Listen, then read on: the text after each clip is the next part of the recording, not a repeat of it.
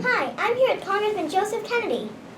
Thank you so much, Congressman Kennedy, for this interview, and it's an honor to meet you. Shayna, I'm thrilled. Thank you very much for making the time for me. Thank you. What is your proudest moment? My proudest moment, I would have to say, was actually getting married to my wife. I hope that's not too cheesy, but we've been dating for a long time. We met in law school, and certainly one of the biggest moments of my life so far. Yes. Yeah. Was maybe it also the American Revitalize Act?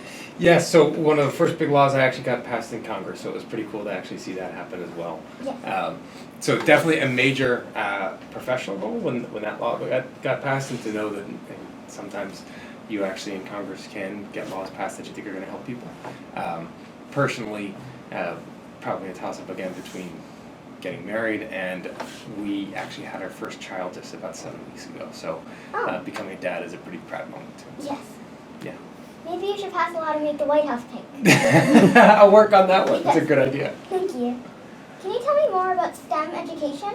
Yeah, so STEM education is about science, technology, engineering, and mathematics, and my undergraduate degree was actually in form of engineering, and as you go out and look at our economy today and the jobs that are being created today, certainly a big piece to it is having at least some ability in those fields. Again, mathematics and science and technology. They're also the jobs that are growing most quickly in our economy today. So I look at it as an important thing in order to be able to access our job market today, and something that's going to be increasingly important off in the future when you're ready to graduate from school and go out there into the workforce. We also have to make sure, though, that those opportunities are out there for everybody. So many of those STEM jobs and STEM careers end up going to men and end up going are out of reach for many minorities because of the way that our investments work. So we've actually offered some legislation in Washington, D.C. trying to make sure that women, minorities, and lower income communities also have access to the resources that they need in order to ignite a passion in that area as well. Yes. It sounds very interesting. Well, I think so. It's not quite as interesting as a good interview or journalism, but I think it's interesting for me anyway. Yes. What are 3 things you can't live without? 3 things I can't live without.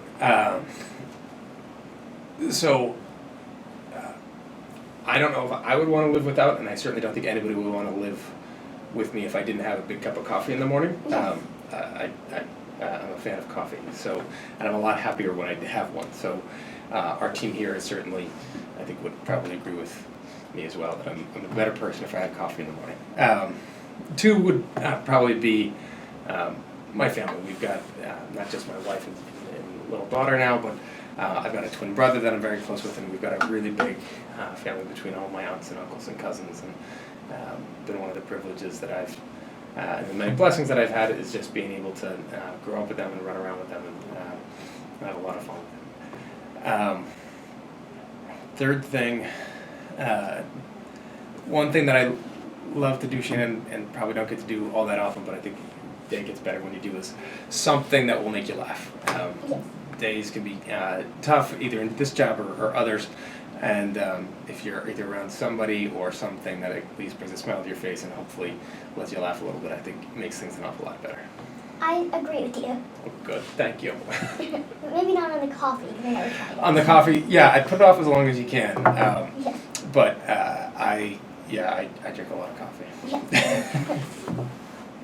Can you tell me more about the Revitalize American Manufacturing Act? Yeah, so the Revitalize American Manufacturing and Innovation Act was the first big law that I got passed through Congress, and did it with the help of a great Republican partner. So you got to get, in order to get that law passed, we have to get it through the House of Representatives that's dominated by the Republican Party. I'm a Democrat, so the opposite party, and then through the Senate, and then signed into law by the President. And the idea basically was trying to spark the next level of innovation around America's manufacturing industry. So there's some challenges out there that exist in an increasingly competitive environment, and the idea essentially is that the government would come in and provide some additional startup funding, and then working with educational institutions like colleges or community colleges or universities, entrepreneurs and incubators and think tanks and policymakers put together a idea that tackles one of those big challenges, and then between all of those pieces, you get students at those universities that could get trained on the next, the most cutting edge equipment and actually learn the techniques to create the next big thing. And then after they graduate, go right into one of the companies that might be incubated in that same space. So it was great for students so that they get the skills that they need in order to enter the workforce. It's great for the educational institutions because they know that they're actually teaching their students what they need in order to get a job. And it's great for our companies because they know that they can get access to the technologies they need. They can innovate a little bit better. They can don't have to bear as much risk if they want to try something new. And they get access to a really talented workforce. So we've seen a number of these pilot programs come up around the country. One of the first ones was actually on 3D printing, and it was done with the Defense Department, and it's been hugely successful at Youngstown, Ohio. So we've got the concept that's proved right. We've got a number of other now of these centers in the pipeline, and it's been going really well. So I'm excited about it. Yeah, it sounds like an interesting program. Yeah, it's I think for a country that for a long time was known for and proud of the fact that we made really good things here, and we can make great quality products with our hands.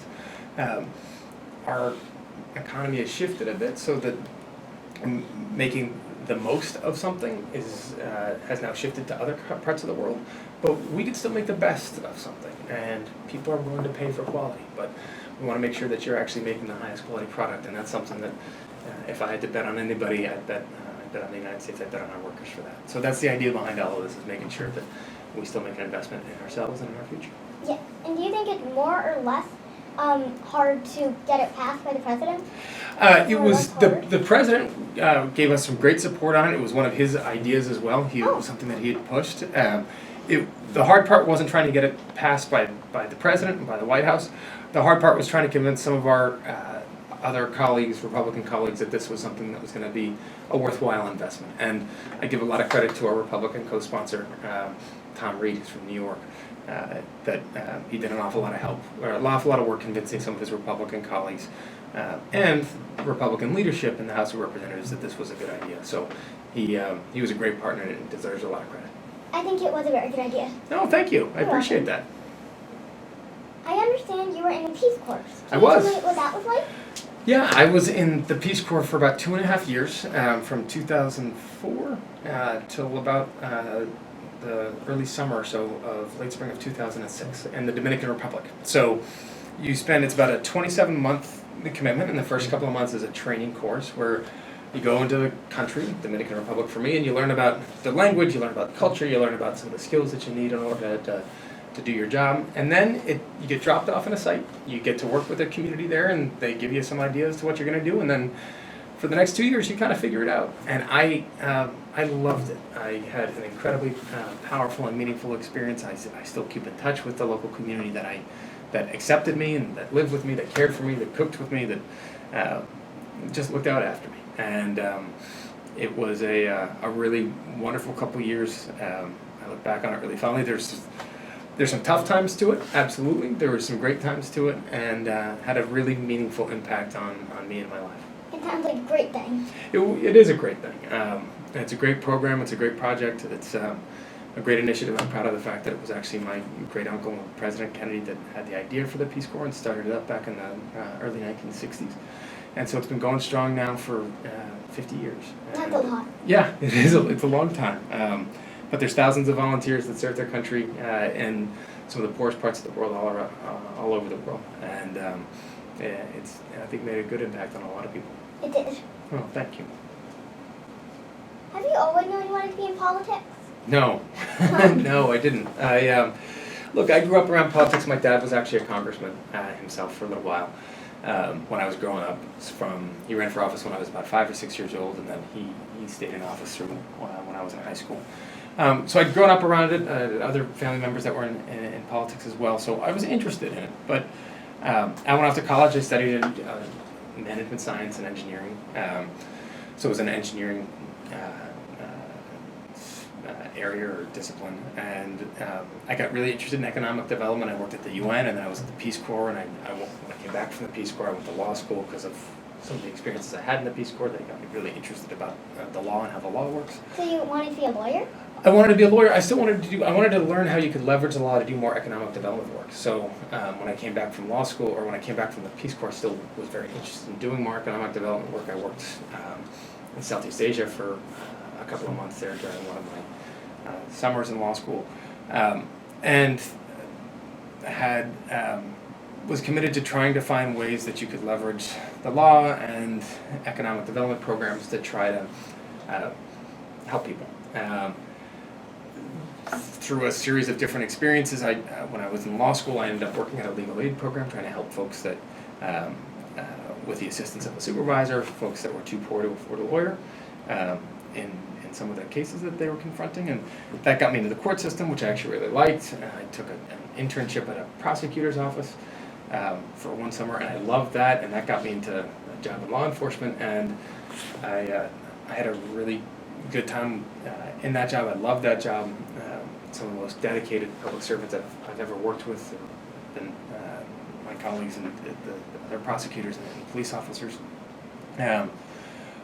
I also recognized that there was an awful lot of work that you confront on a daily basis, and not a whole lot of time to do it.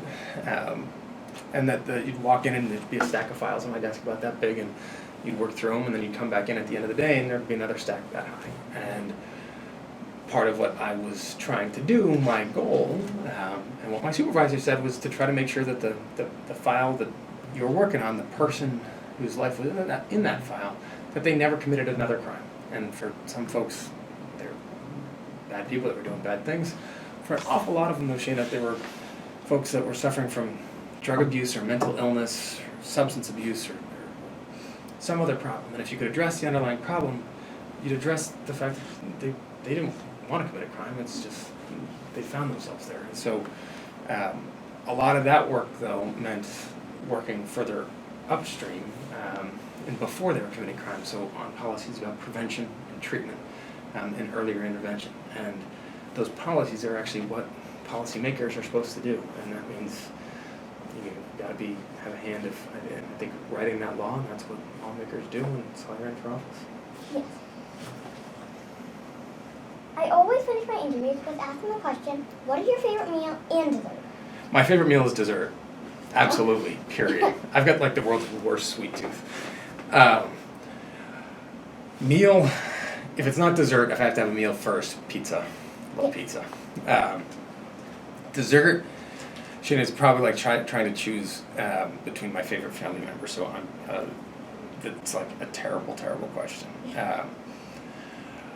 One that I love a lot, my wife and I seem to devour, is whenever we go out